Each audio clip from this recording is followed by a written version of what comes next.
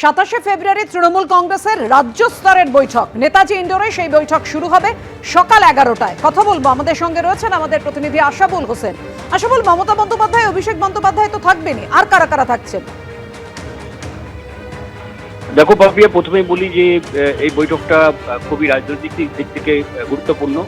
তুমি জানো যে মমতা বন্দ্যোপাধ্যায় ইতিমধ্যেই দলের রাশ নিজের হাতে নিয়েছেন এবং পূর্ণ রাশ তার হাতে রয়েছে, এবং এই অবস্থায় তিনি মূলত এই বৈঠকটা ডেকেছেন এবং রাজ্য স্তরের এটা সাংগঠনিক বৈঠক।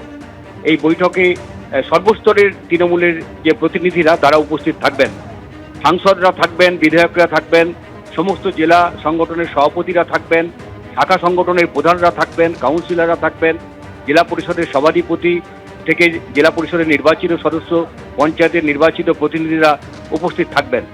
ফলে আগামী দিনে দল কিভাবে চলবে তার দিশা দেবেন মমতা বন্দ্যোপাধ্যায়। পাশাপাশি তার সরকারের যে বিভিন্ন উন্নয়নমূলক কর্মসূচিগুলো নিয়েছে আগামী 2026-এর নির্বাচনকে মাথায় রেখে সেই কর্মসূচিগুলোকে মানুষের কাছে পৌঁছে দিতে হবে, সেই বার্তাও মমতা বন্দ্যোপাধ্যায় বৈঠক থেকে দিতে পারেন।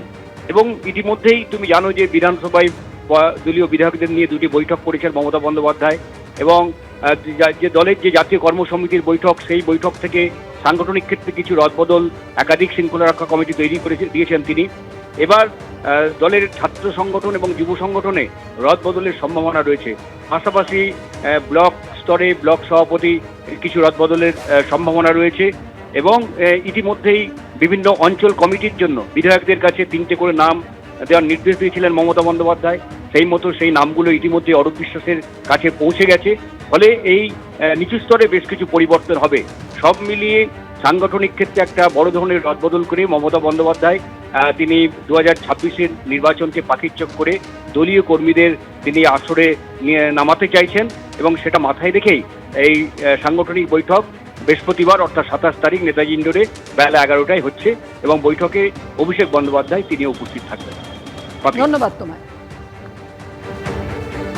আপনাদের জানিয়ে রাখি যে সাংগঠনিক বৈঠক হতে চলেছে নেতাজি ইন্ডোরে 27 ফেব্রুয়ারি। অত্যন্ত তাৎপর্যপূর্ণ রাজনৈতিক দিক থেকে এই বৈঠক, তৃণমূল কংগ্রেসের রাজ্য স্তরের বৈঠক। বৈঠকে থাকবেন মমতা বন্দ্যোপাধ্যায়, অভিষেক বন্দ্যোপাধ্যায়। স্ক্রুটিনি করে নিজের এলাকায় ভোটার তালিকা দেখবেন। যারা ভোটার তালিকায় জল ঢোকানোর চেষ্টা করবে তাদের হাঁটুতে জল জমিয়ে দেওয়ার কাজ করবে তৃণমূল কর্মীরা।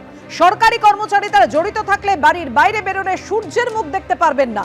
ভুয়ো ভোটার জল্পনার মধ্যেই দিনহাটার সভা থেকে এবার হুঁশিয়ারি দিলেন উদয়ন গুহ।